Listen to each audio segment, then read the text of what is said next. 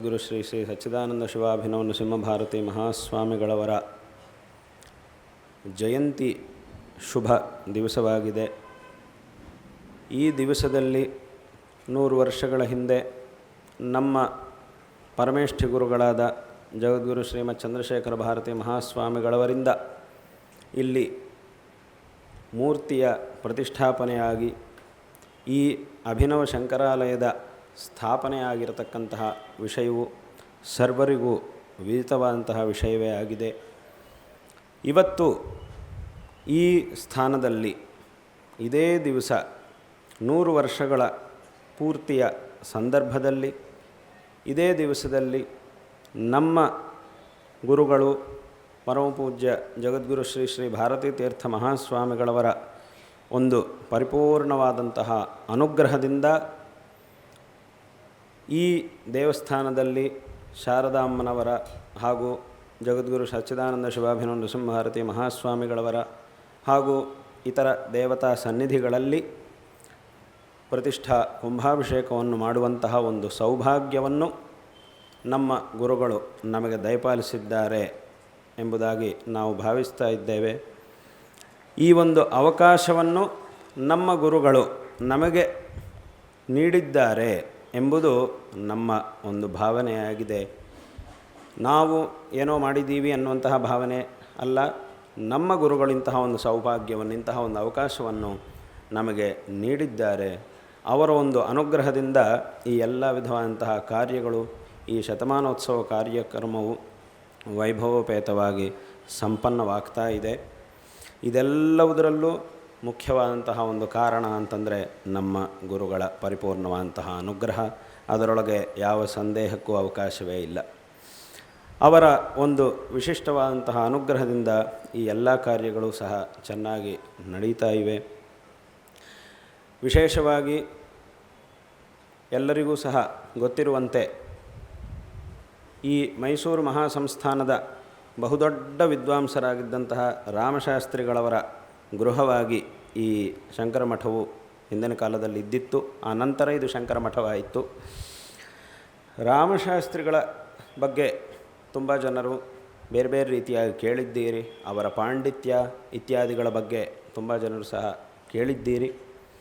ಒಂದು ವಿಷಯವನ್ನು ಹೇಳಬೇಕು ಅಂದರೆ ನಮ್ಮ ಸನಾತನ ಧರ್ಮವು ನಮಗೆ ಯಾವ ಮಾರ್ಗವನ್ನು ತೋರಿಸ್ತಾ ಇದೆಯೋ ಆ ಮಾರ್ಗದಲ್ಲಿ, ಆ ಒಂದು ಸಿದ್ಧಾಂತದಲ್ಲಿ ಶಾಸ್ತ್ರಿಗಳು ಎಂತಹ ಒಂದು ದೃಢವಾದ ನಂಬಿಕೆಯನ್ನು ಇಟ್ಟುಕೊಂಡಿದ್ದರು, ಅವರಿಗೆ ಎಂಥ ಒಂದು ದೃಢವಾದ ನಂಬಿಕೆ ಇತ್ತು ಅನ್ನುವಂತಹ ವಿಷಯಕ್ಕೆ ದ್ಯೋತಕವಾದಂತಹ ಒಂದು ಘಟನೆ ಪ್ರಾಯ ಕೆಲವರಿಗೆಲ್ಲ ಗೊತ್ತಿರಬಹುದು.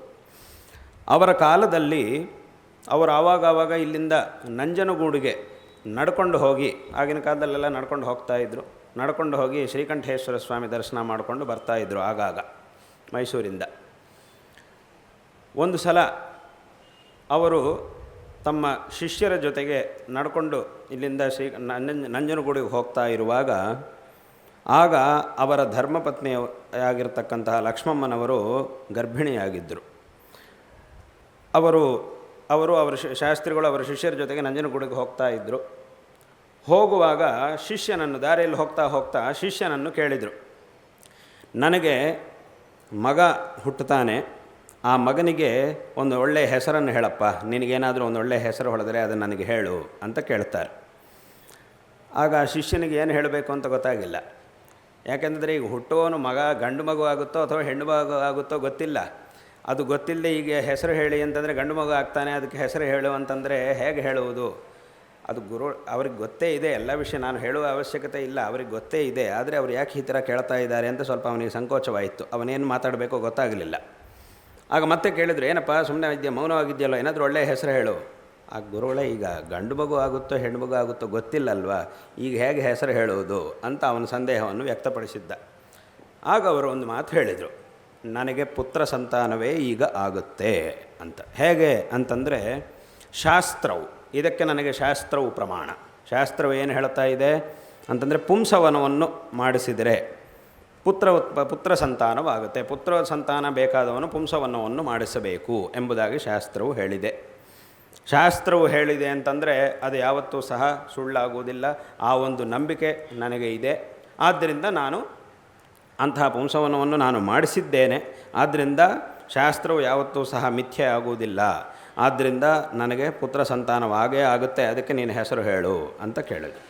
ಆಗ ಅವನು ಸ್ವಲ್ಪ ಆ ಶಿಷ್ಯನು ಸ್ವಲ್ಪ ಯೋಚನೆ ಮಾಡಿ ಆ ಮಗುಗೆ ಶಿವಸ್ವಾಮಿ ಅಂತ ಹೆಸರಿಟ್ಟರೆ ಚೆನ್ನಾಗಿರುತ್ತೆ. ತಾವು ಶಿವಭಕ್ತರು, ಯಾವಾಗ ನಂಜನ ಹುಡುಗು ಹೋಗಿ ಬರ್ತಾ ಇರ್ತೀರಿ, ಮನೆಯಲ್ಲೂ ನಿತ್ಯ ಶಿವಪೂಜೆಯನ್ನು ಮಾಡ್ತಾ ಇರ್ತೀರಿ, ಆದ್ದರಿಂದ ಅವರು ಶಿವಸ್ವಾಮಿ ಅನ್ನೋಂಥ ಹೆಸರಿಟ್ಟರೆ ಚೆನ್ನಾಗಿರುತ್ತೆ ಅಂತ ತುಂಬ ಸಂತೋಷವಾಯಿತು ಅವರಿಗೆ. ಹೌದಪ್ಪ, ತುಂಬ ನೀನು ಹೇಳಿದ ಹೆಸರು ತುಂಬ ಚೆನ್ನಾಗಿದೆ, ಇದನ್ನೇ ಇಡ್ತೀನಿ ಅಂತ ಹೇಳಿದರು. ಅದರ ನಂತರ ಅವರಿಗೆ ಅದೇ ರೀತಿಯಾಗಿ ಪುತ್ರ ಸಂತಾನವಾಯಿತು. ಆ ಪುತ್ರನಿಗೆ ಇದೇ ಹೆಸರನ್ನು ಶಿವಸ್ವಾಮಿ ಅನ್ನುವಂತಹ ಹೆಸರನ್ನೇ ಅವರು ಇಟ್ಟಿದ್ದಾರೆ. ಅವರೇ ನಮ್ಮ ಪರಾಪರ ಗುರುಗಳು. ಅಂದರೆ ಇದನ್ನು ಯಾಕೆ ಹೇಳೋಕ್ಕೆ ಬಂದೆ ಅಂತಂದರೆ, ಆ ಶಾಸ್ತ್ರಗಳಲ್ಲಿ, ಶಾಸ್ತ್ರೋಕ್ತವಾದ ಕರ್ಮಗಳಲ್ಲಿ ಈ ರೀತಿಯಾದಂತಹ ಒಂದು ದೃಢವಾದ ಶ್ರದ್ಧೆ ಅನ್ನೋದು ಮನುಷ್ಯನಿಗೆ ಅತ್ಯಂತ ಅವಶ್ಯಕ. ಶ್ರದ್ಧೆ ಇದ್ದು ಯಾವುದಾದ್ರೂ ಒಂದು ಕೆಲಸವನ್ನು ಮಾಡಿದರೆ ಮಾತ್ರ ಆ ಕೆಲಸವು ಫಲವನ್ನು ಕೊಡುತ್ತೆ ಎಂಬತಕ್ಕಂತಹ ವಿಷಯವನ್ನು ಸ್ವಯಂ ಗೀತೆಯಲ್ಲಿ ಭಗವಂತ ಹೇಳ್ತಾನೆ. ಅಶ್ರದ್ಧೆಯ ಹುತಂದತ್ತಂ ತಪಸ್ತತ್ತಂ ಕೃತಂಚಯತು ಅಸದಿತ್ಯುಚ್ಯತೆ ಪಾರ್ಥ ನಚ ತತ್ಪ್ರೇತ್ಯ ನೋ ಇಹ ಅಂತ.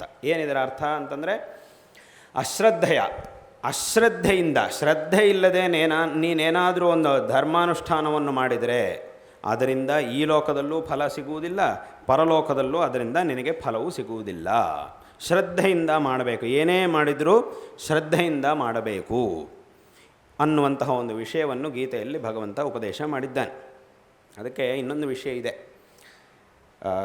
ಗೀತೆಯಲ್ಲಿ ಭಗವಂತ ಹೀಗೆ ಹೇಳಿದ್ದಾನೆ, ಶ್ರದ್ಧೆ ಇಲ್ಲದೆ ಮಾಡಿರುವಂತಹ ಕೆಲಸಗಳ ಒಂದು ಫಲ ಈ ಲೋಕದಲ್ಲೂ ಸಿಕ್ಕುವುದಿಲ್ಲ, ಪರಲೋಕದಲ್ಲೂ ಸಿಕ್ಕುವುದಿಲ್ಲ ಅಂತ. ಆದರೂ ಶ್ರದ್ಧೆ ಇಲ್ಲದೆ ಇದ್ದರೂ ಕೆಲಸವನ್ನು ಮಾಡ್ತಾ ಇದ್ದಾರೆ ಕೆಲವರು. ಆ ಕೆಲಸಕ್ಕೆ ಏನೋ ಒಂದು ಫಲ ಸಿಗಲೇಬೇಕಲ್ಲ. ಆ ಫಲ ಎಲ್ಲಿ ಹೋಗುತ್ತೆ ಅಂತಂದರೆ ಇವನಿಗೆ ಸಿಕ್ಕುವುದಿಲ್ಲ. ಹಾಗಿದ್ರೆ ಯಾರಿಗೆ ಸಿಗುತ್ತೆ ಅಂತಂದರೆ, ಇದರ ಬಗ್ಗೆ ನಮಗೆ ಪುರಾಣದಲ್ಲಿ ಸಿಗುತ್ತೆ. ಪುರಾಣದಲ್ಲಿ ವಾಮನಾವತಾರದಲ್ಲಿ ವಿಷ್ಣುವು ಬಲಿಚಕ್ರವರ್ತಿಯನ್ನು ನಿಗ್ರಹ ಮಾಡಿ ಪಾತಾಳಕ್ಕೆ ಕಳಿಸುವಾಗ ಏನು ಮಾಡ್ತಾನೆ ಅಂತಂದರೆ, ಅವನನ್ನು ನಿಗ್ರಹ ಮಾಡಿ ಪಾತಾಳಕ್ಕೆ ಕಳಿಸ್ತಾ ಇರುವುದರಿಂದ ಅವನಿಗೇನೋ ಒಂದು ವರವನ್ನು ಕೊಡಬೇಕಾಗಿತ್ತು.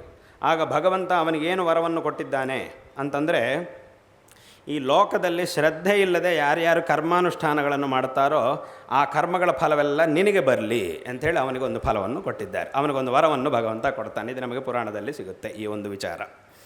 ಹಾಗಾಗಿ ಯಾರ್ಯಾರು ಲೋಕದ ಎಲ್ಲ ನೆನ್ಪಿಟ್ಕೊಳ್ಳಿ, ಯಾರ್ಯಾದರೂ ಶ್ರದ್ಧೆ ಇಲ್ಲದೆ ಕೆಲಸವನ್ನು ಮಾಡಿದ್ದೀರಿ ಅಂತಂದರೆ ಆ ಫಲ ನಿಮಗೆ ಸಿಗ್ತಾ ಇಲ್ಲ, ಪಾತಾಳದಲ್ಲಿರೋ ಬಲಿಚಕ್ರವರ್ತಿಗೆ ಸಿಗುತ್ತೆ.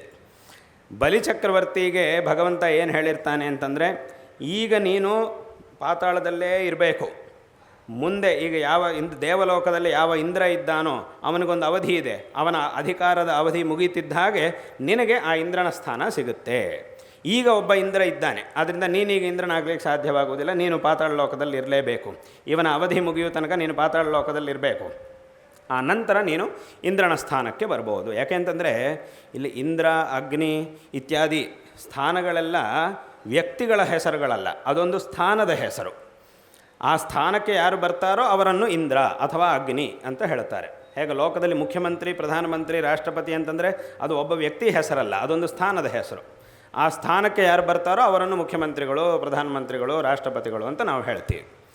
ಅದೇ ರೀತಿಯಾಗಿ ಆ ಇಂದ್ರ ಅನ್ನೋದು ಒಂದು ಸ್ಥಾನ. ಯಾರು ಈ ಲೋಕದಲ್ಲಿದ್ದಾವಾಗ ವಿಶೇಷವಾದಂತಹ ಅನುಷ್ಠಾನಾದಿಗಳನ್ನು, ತಪಸ್ಸುಗಳನ್ನು ಮಾಡಿರ್ತಾರೋ, ಉತ್ಕೃಷ್ಟವಾದ ತಪಸ್ಸನ್ನು ಮಾಡಿರ್ತಾರೋ ಅಂಥವರು ಆ ಸ್ಥಾನಕ್ಕೆ ಹೋಗ್ತಾನೆ. ಅದರೊಳಗೂ ಇಂದ್ರನ ಸ್ಥಾನ ನಮಗೆ ಸಿಗಬೇಕು ಅಂತಂದರೆ 100 ಅಶ್ವಮೇಧ ಯಾಗಗಳನ್ನು ಮಾಡಬೇಕು. ಯಾರು 100 ಅಶ್ವಮೇಧ ಯಾಗಗಳನ್ನು ಮಾಡ್ತಾನೋ ಅವನಿಗೆ ಇಂದ್ರನ ಸ್ಥಾನವು ಪ್ರಾಪ್ತವಾಗುತ್ತೆ ಅಂತ ಶಾಸ್ತ್ರವು ಹೇಳ್ತಾ ಇದೆ. ಆದ್ದರಿಂದ ಅದೊಂದು ಸ್ಥಾನ. ಆದ್ದರಿಂದ ಆ ಒಂದು ಫಲ, ಶ್ರದ್ಧೆ ಇಲ್ಲದೆ ಕರ್ಮಾನುಷ್ಠಾನ ಮಾಡಿದರೆ, ಕರ್ಮಾನುಷ್ಠಾನ ಮಾಡ್ತಿದ್ದೀವಿ, ಅದಕ್ಕೆ ಬೇಕಾದ ಖರ್ಚು ಮಾಡ್ತಿದ್ದೀವಿ, ಅದಕ್ಕೆ ಬೇಕಾದ ಶ್ರಮವನ್ನು ಪಡುವುದಿದೆ, ಎಲ್ಲ ಇದೆ, ಆದರೆ ಅದರ ಫಲ ಮಾತ್ರ ನಮಗೆ ಸಿಕ್ಕಲ್ಲ. ಅದು ಬಲಿಚಕ್ರವರ್ತಿಗೆ ಸಿಗುತ್ತೆ. ಅದು ಭಗವಂತನ ಒಂದು ಅಪ್ಪಣೆ, ಭಗವಂತ ಬಲಿ ಕೊಟ್ಟಿರುವಂತಹ ಒಂದು ವರ ಅದು.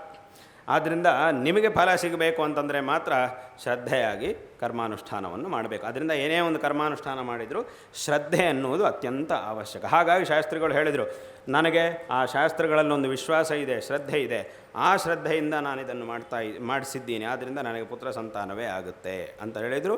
ಅದರಂತೆ ಆಯಿತು. ಅವರಿಗೆ ಆ ಒಂದು ಪುತ್ರನಿಗೆ ಆ ಒಂದು ಹೆಸರನ್ನು ಅವರು ಇಟ್ಟಿದ್ದಾರೆ. ಹೀಗೆ ಅವರ ಚರಿತ್ರೆಯಲ್ಲಿ ಇರತಕ್ಕಂತಹ ಒಂದೊಂದು ಘಟನೆಯೂ ಸಹ ನಮಗೆ ಅನೇಕ ವಿಧವಾದಂತಹ ವಿಷಯಗಳನ್ನು ತಿಳಿಸ್ತಾ ಇದೆ. ಜಗದ್ಗುರು ಶ್ರೀ ಆದಿಶಂಕರ ಭಗವತ್ಪಾದಾಚಾರ್ಯರು ತಮ್ಮ ಅವತಾರದಲ್ಲಿ ಪ್ರಧಾನವಾಗಿ 3 ಕೆಲಸಗಳನ್ನು, ಅನೇಕ ಕೆಲಸಗಳನ್ನು ಮಾಡಿದ್ದಾರೆ. ಆ ಎಲ್ಲ ಕೆಲಸಗಳನ್ನು ಪ್ರಧಾನವಾಗಿ 3 ವಿಧವಾಗಿ ನಾವು ವಿಭಾಗ ಮಾಡ್ಬೋದು. ಮೊದಲನೇ ಕೆಲಸ ದಿಗ್ವಿಜಯ ಯಾತ್ರೆ. ಸಂಪೂರ್ಣವಾಗಿ ಭಾರತದಲ್ಲಿ ಎಲ್ಲ ಕಡೆಯೂ ಸಹ ಯಾತ್ರೆಗಳನ್ನು ಮಾಡಿ ಯಾರ್ಯಾರು ತಪ್ಪಾದ ಮಾರ್ಗಗಳಲ್ಲಿ ಹೋಗ್ತಾ ಇದ್ದರೋ ಅವರೆಲ್ಲರನ್ನೂ ಸರಿಯಾದ ಮಾರ್ಗಕ್ಕೆ ಕರ್ಕೊಂಡು ಬಂದರು. ತಮ್ಮ ಉಪದೇಶಗಳ ಮೂಲಕ ಅವರೆಲ್ಲರ ಮನಸ್ಸಿನಲ್ಲೂ ಒಂದು ಪರಿವರ್ತನೆಯನ್ನುಂಟು ಮಾಡಿ ಸನ್ಮಾರ್ಗಕ್ಕೆ ಎಲ್ಲರನ್ನೂ ಸಹ ಕರ್ಕೊಂಡು ಬಂದಿದ್ದಾರೆ.